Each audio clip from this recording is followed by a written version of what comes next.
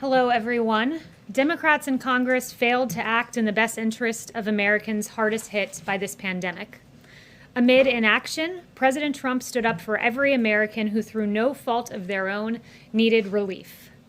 Politics, as usual, should find no place during this pandemic, but Democrats rejected multiple clean bills to provide relief.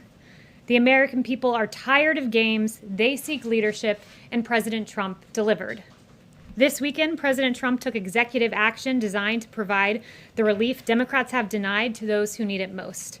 Through 4 executive orders, he took the following steps. On the payroll tax, he deferred payments of the employee portion of certain payroll taxes from September 1st through the end of 2020.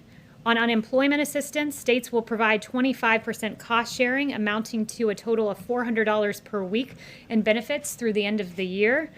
And then third, he extended the eviction protections. President Trump will direct HUD to prevent evictions resulting from financial hardships caused by the virus, doing everything in his executive capacity to make sure those renting and those homeowners are protected.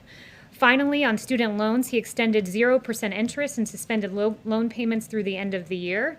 The bottom line is that these actions will help Americans. President Trump is for the American people, and Democrats failed to deliver. Also, earlier this year, hundreds of Americans, working men and women at the Tennessee Valley Authority, the TVA, were told that they would lose their jobs to lower paid foreign workers imported from abroad, and then suffer the further indignity of training their foreign replacements. President Trump boldly and resolutely intervened in defense of these hardworking Americans, rallying to their case, rushing to their aid, and taking action to restore their jobs. He invited laid-off workers and their representatives to the White House, and then he fired the chairman of the board of the TVA and one other board member. President Trump offered an ultimatum. The firings would continue until the cruel and heartless decision to fire the hard-working Americans was reversed. TVA did reverse. Layoffs have been canceled and tech workers have been rehired. In the words of Gay Henson, president of the Engineering Associates IFPTE Local 1937, the labor union representing the 2,200 highly skilled professionals employed by the TVA, in Ms. Henson's words, the president's personal intervention saved these jobs, restored the workers to their rightful place, and set TVA on the path to returning to its mission of service to both the workers at the TVA and to the people of this country. And with that, I'll take questions. Yes. Kayleigh, thank you. Starting right there with the president's actions over the weekend, how quickly can Americans expect to see that extra $400 of unemployment insurance? So we hope to see it quickly and close to immediately. I don't have an exact readout for you on time, but a lot of this will depend on states and them applying, because as you know, it's 75% federal government covering and 25% the states, and they can use CARES funding or even existing unemployment funds for that $100, but it will require an application process. And given that part of it is up to the states and the application process, is it possible that there will be a delay and that some individuals won't see this relief at all? We will be working around the clock to make sure there's not a delay, but any delay that does exist, it's important to note where that delay and the responsibility rests. And it's with Nancy Pelosi and Chuck Schumer, who they were offered a clean extension, not of $400 of unemployment benefits, but $600, and it was roundly rejected by Democrats. So this president stood up for the American worker at a time when Democrats refused to do so. And just to be very clear, you're saying that you're going to work around the clock. You want it to get to Americans quickly. Are we talking weeks? Are we talking a month? Can you pinpoint the timeline? I can't pinpoint a timeline other than we'll be working around the clock, and we encourage Democrats on the Hill to come back. Secretary Mnuchin has said he's willing to review any proposal because the American people deserve better than the games and the partisanship they've seen from Nancy Pelosi, Chuck Schumer, and their Democrat colleagues. Ben. Thanks, Kayleigh. 2 questions. Just to follow up on what Kristen was asking, is there a mechanism by which the federal government can provide the $300 immediately, even if states don't provide the $100? Well, it's important and in fact required by statute that 25% of that money be provided by states, and the 75% is what we can do from the federal government side. I would note states can look to CARES Act funding as a way to bring that $100 forward. They can also look to the general fund, but we will be pursuing every creative way possible to make sure that the preeminent priority prevails, and that is making sure that this money gets to America's workers. And then the orders that the president signed, that doesn't address funding for small business businesses or for schools or stimulus checks? Does he still want legislation to address all of those things? And is he willing to negotiate with Democrats? He absolutely would love to see both of those things. School funding is very important, and he's been for second round of direct payments.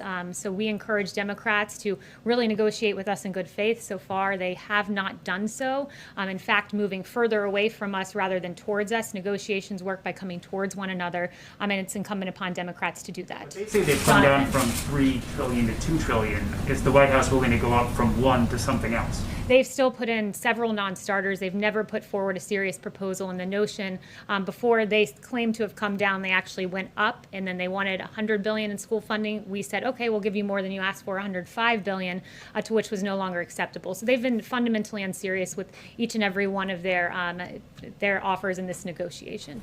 Yes. Thank you. A number of Democrats, but also Republican Senator Ben Sasse, have suggested these executive actions are unconstitutional. Can you walk us through what the White House is using as a legal rationale for the president to step in here, and would you be able to share the legal opinions?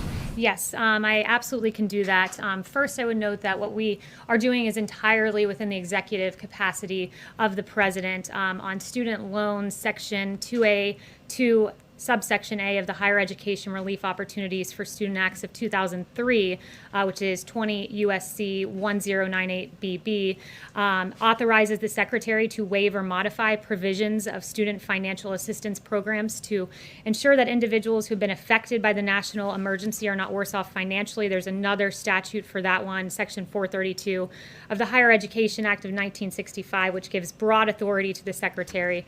On unemployment, the Stafford Act, 42 USC 5174, says the president, after a state applies for it, can provide assistance to people who have been adversely affected by a major disaster. These are often known as other needs assistance, or ONA. On payroll tax authority, 26 USC 7508A plainly authorizes the Treasury Secretary to provide any taxpayer that has been affected by a federally declared disaster with an extension of up to a year. This was used before when the Secretary extended the individual filing deadline for 2019 taxes from April to July. And finally, for evictions, the authority would be suggesting that HHS and HUD consider whatever legal authorities they have to protect Americans. And also, the president merely instructed in that EO that we should do everything within the lawful capacity of the executive branch to protect Americans from evictions. Yes, Kayleigh, on China, is the administration planning to respond to the new sanctions that China announced this morning on several lawmakers and other people in the United States? So I won't get ahead of the president on any actions, but we are certainly aware of the announced sanctions. And instead of taking meaningful actions, such as immediately repealing the national security law and stopping the systematic repression of Uyghurs, the Chinese Communist Party opted to respond with this symbolic and ineffectual action. And a growing number of nations around the globe are demanding real action from Beijing. The ball is in the Chinese Communist Party's court. This president has stood strongly against China, and he'll continue to do so. Is there any discussion, Kayleigh, of delisting Chinese companies on the U.S. Stock Exchange? Again, I won't get ahead of the president on any official announcements. Yes. Thank you. The president said over the weekend that he had heard from Democrats about wanting to restart these negotiations. Who exactly did he hear from? And then also his tweet this morning regarding, he said that he said that Leader Schumer and Speaker Pelosi had his number in regarding negotiations. Does that mean he is going to play a larger role in this process going forward, or is it still going to be Secretary Mnuchin and the Chief of Staff? Well, they speak on the president's behalf. He's been actively engaged in the negotiations and working closely with Secretary Mnuchin and the Chief of Staff. Democrats should come to the table. Their immediate statement in the aftermath of the president issuing these EOs says that they would like to meet halfway, but those are empty words from Democrats that they'd like to meet halfway, because so far they've just gone in the other direction. So did anybody reach out to him? I'm not going to go through the president's call logs, but you guys can ask him later today if you'd like. He'll have a press briefing at about 5:30. Jeff. Thank you, Kayleigh. Secretary Pompeo has raised the issue of Russian bounties on U.S. soldiers in Afghanistan with his counterpart. Does that mean that the administration now considers the intelligence on this secure or clear? And if so, does the president plan to raise it with President Putin? Yeah, so on the part about Secretary Pompeo, I'd refer you to the State Department. That was a New York Times story. So in terms of his personal conversations, I would refer you there. But on the part of the president, this was unverified, not conclusory as the New York Times initially reported. The president will always act in the interests of our troops and look no further than the killing of Soleimani and al-Baghdadi, which brought vindication to hundreds of U.S. servicemen and women who lost their lives overseas. Just to be Yes. clear, does that mean that that Pompeo did not raise this? Does that mean that I would refer you to the State Department. But are the two sides seeing seeing that intelligence is different here and the State Department? Again, you're asking me to verify reporting. That would be in the realm of the State Department. But rest assured, this president will always act in the best interests of our troops. Yes. Thanks, Kayleigh. Back on the executive orders the president signed this weekend, as a candidate, Donald Trump criticized fairly sharply Barack Obama's use of executive orders and faulting him for failing to reach deals with members of Congress. How were the president's actions this weekend any different from President Obama's? They're a lot different when you consider the fact that President Barack Obama utilized executive order to push forward a policy that he denied he had the right to push forward 23 times on DAPA and on DACA. He said at least 23 times, I don't have the power to do this, and then he went on to do just that. I've already listed out and enumerated the various legal authorities on the part of the president, and in terms of deal making, I would note that the CARES Act was landmark legislation, at really the height of this pandemic, that brought relief to the American people, and that was negotiated within 1 week from first drafting to enactment. And by comparison, if we want to go back to President Obama, the American Recovery Act during the Great Recession took roughly 3 months from inception to enactment as law under single-party control. This president managed to push the CARES Act through divided government, a very big accomplishment on the part of the president. Yes. Kayleigh, the deal that the president announced late last month with Kodak to make new drugs in the United States is apparently on hold now amid allegations of insider trading. Is the president concerned that his infrastructure here is being misused, that the Defense Production Act funds are potentially being misused? Would he pull the plug on the Kodak deal? And what does it say about the safeguards that you have in place that this potentially could have resulted in insider trading? So first, the president will always act in the best interest of the American people. As you noted, as soon as we became aware of these allegations, the International Development Finance Corporation said that the recent allegations of wrongdoing raise serious concerns. We will not proceed any further unless these allegations are cleared.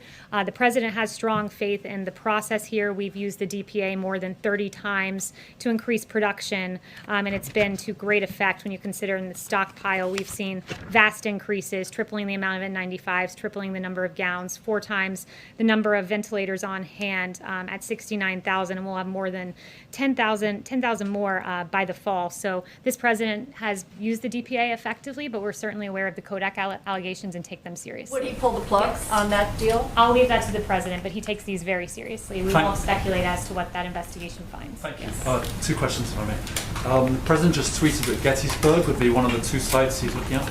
What can you characterize the message that he'd want to be sending with that choice, if it was that choice?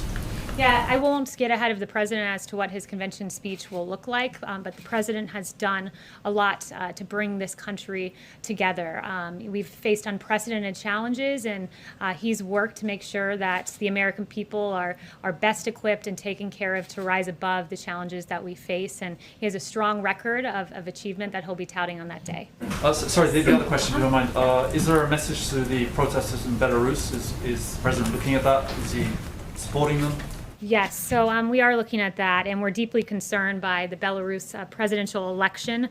Severe restrictions on ballot access for candidates, prohibition of local independent observers at polling stations, intimidation of opposition candidates, and the detention of peaceful protesters and journalists have marred the process, and we urge the Belarusian government to respect the right of to peaceably assemble and to refrain from use of force.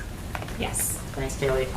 Is the president willing to provide some aid for states and local governments, given that the administration is asking states to pay for a quarter of the National Guard assistance and now a quarter of the unemployment benefits?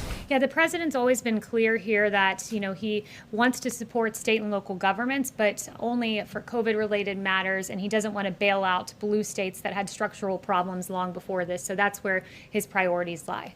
Yes. Hi, I have two questions, one from somebody who can't be here today. But first of all, the president also just tweeted, student athletes have been working too hard for their season to be cancelled. So does he disagree with colleges cancelling sports, and how would he guarantee their safety if games did go ahead?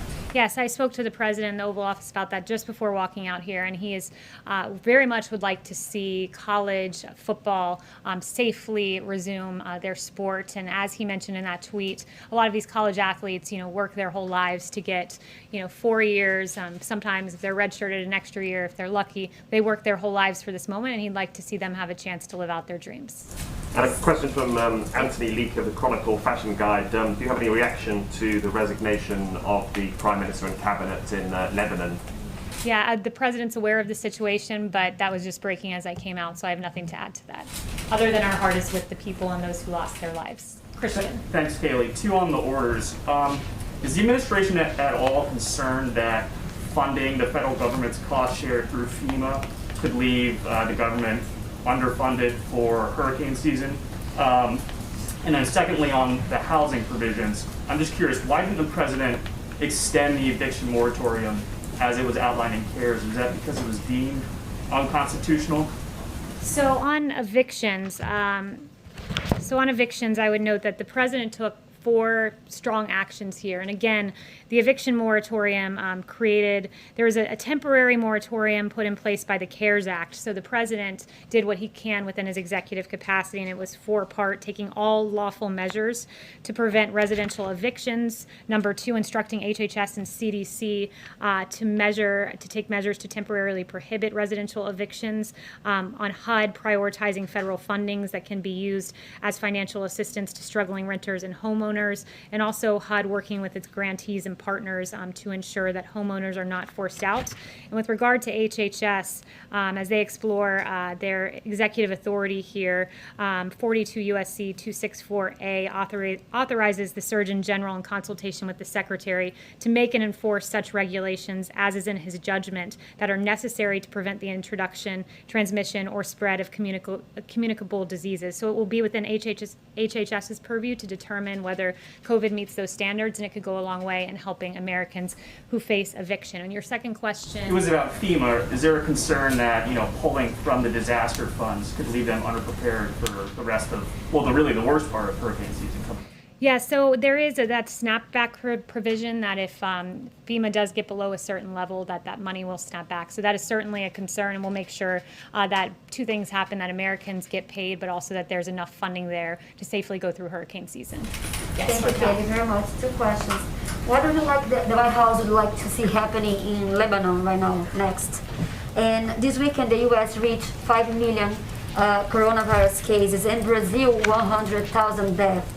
As healthcare experts compares the response from both governments. What went wrong here and there?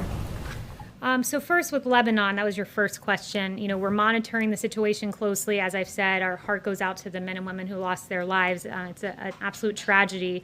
And the president participated in a virtual conference with international leaders to work closely in our international response effort. We are delivering aid to the region, and our deepest condolences go out to the victims. With regard to the U.S. response to the coronavirus, we've done more testing than any country in the world. And we do identify more cases. We do have, after all, the most testing, as the president has noted. When you look at the U.S. response, the therapeutics, the beginning of this, there was no coronavirus test. It was a novel virus, but we immediately worked to get more than 100 emergency use authorizations to identify various types of testing on therapeutics. There was no therapeutic that we knew to work with COVID. It was a novel virus, but again, this president worked, and there are more than 210 clinical trials on therapeutics, and we have dexamethasone and convalescent plasma, remdesivir, and others, and the vaccine to be on pace to be completed by the end of the year. When Ebola, it took 4 years to go to completion. This president is securing a vaccine at the fastest rate ever for a novel pathogen. So this president has a really historic coronavirus relief response that we're happy to talk about. Comparison between Brazil and the U.S.? Thank you, Kayleigh. So going back to his question on HHS and executive order, is there no real solution then for people who may be facing eviction by the end of this month or early September? Well, there is a solution. I've mentioned the 4 things that we've done and will continue to do, but the real solution, the holistic solution, rests with Congress and Nancy Pelosi and Chuck Schumer coming to the table. This president instructed his administration to find every single way possible that without congressional Democrats who have been unrelenting and lacking in any sort of care or empathy for the American people, at least when it comes to their negotiating tactics, if they're not going to act and care for the American people, he would. So he instructed this administration to pursue every legal avenue available to us without Chuck and Nancy, and he's done just that. And then on the Chanel. Thanks, Kayleigh. With the president bypassing Democrats stalling with the stimulus bill, as we've been discussing in this room, how pressing is it to actually have a next phase bill? Because it seems that the executive order and the 3 memoranda that he just signed really was kind of a wish list of items he wanted to pass. So how motivated is the White House to push for a next phase stimulus bill in spite of what Mnuchin said this morning? Yeah, the White House is still motivated. You know, the president would love to see the direct payments to Americans. The president would love to see the school funding. There are several items that we'd like to see happen. The more relief for the American people and those in need in particular, the better. But this president, you know, has taken action to alleviate some of that burden. But make no mistake, there's still much more that we'd like to accomplish. But that includes having willing negotiating partners in Congress. And so far, we have none in the Democrat Party, it seems. And then finally, one thing I want to leave you guys with is that 18 days ago, Mayor Ted Wheeler tweeted, "What I saw last night in Portland was powerful in many ways. I listened, heard, and stood with protesters, and I saw what it means when the federal government unleashes paramilitary forces against its own people." He, in fact, called our federal agents paramilitary forces. And around this same time, our federal officers were facing rioters, barricading officers inside the courthouse, trapping officers inside, launching of commercial-grade fireworks. A federal agent's hand was impaled by planted nails. 3 officers were at least temporarily, I should say, blinded when a laser was put in their eyes. This has been an ongoing tactic by the rioters. That was 18 days ago when Mayor Wheeler stood with the rioters and against the, quote, paramilitary forces. But just 4 days ago, it appears Mayor Wheeler had a change of heart as local officers took over the situation in Portland, and he now, I guess this is what he believes now, quote, "When you commit arson with an accelerant in an attempt to burn down a building that is occupied by people who you have intentionally trapped inside, you are not demonstrating, you are attempting to commit murder." He could not be more right about that. It is a drastic change. It took him 73 days, I suppose, to come up with that realization. And what we're seeing in Portland with 6 nights in a row, riots being declared. On Wednesday, you had some of these rioters shining lasers in officers' eyes, disable security cameras, broke windows, used boards to barricade the doors, and start a fire with 20 sworn officers and civilian employees inside. This is unacceptable, and it is encouraging to see that the liberal mayor of Portland finally seems to realize that. Thank you, everyone.